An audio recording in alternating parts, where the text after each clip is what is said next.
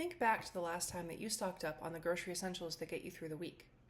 Do you have staples that you go back for time and time again, like apples for your kid's lunchbox or mixed greens to keep on top of your daily serving of veggies? Did you use a list? For many of us, this list is pretty consistent over time because habits play a significant role in our regular food consumption. It's no surprise then that price uncertainty can strongly influence this behavior.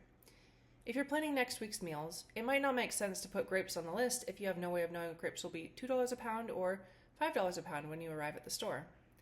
Economists have investigated how price impacts demand for centuries, but we know far less about how price uncertainty, or volatility, impacts demand.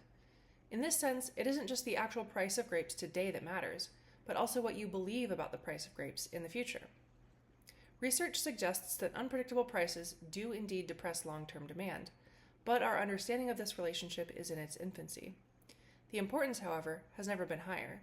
Fruits and vegetables have some of the most volatile prices at the grocery store, due in part to their short shelf life and complex supply chains. Fresh produce is acutely vulnerable to extreme weather and droughts, which are occurring with greater severity and frequency today than in the past. This is concerning on its own, but becomes even more concerning when you consider that Americans already do not consume enough fruits and veggies. What's more is they often cite cost as the primary barrier to adding more produce to their diet. So let's return to the concept of habits. Imagine you're a typical shopper. You really need to work on your regular fruit and veggie intake, but the mounting uncertainty about tomorrow's prices may loom ominously as you compose your grocery list. You're a rational consumer, after all, and you want to optimize your finite budget. You add apples to your shopping list and make a mental note to check the price of grapes. Maybe you'll buy some if you remember, and if you don't, no biggie, right?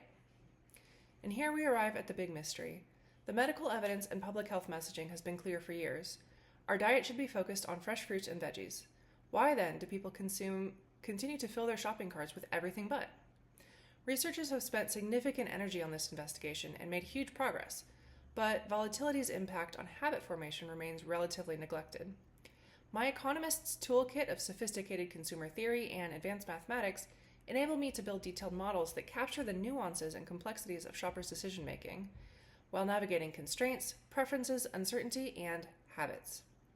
By focusing on this gap in our understanding, I'm getting us one step closer to solving the case, ultimately enabling better evidence-based policy to support healthful choices at the grocery store.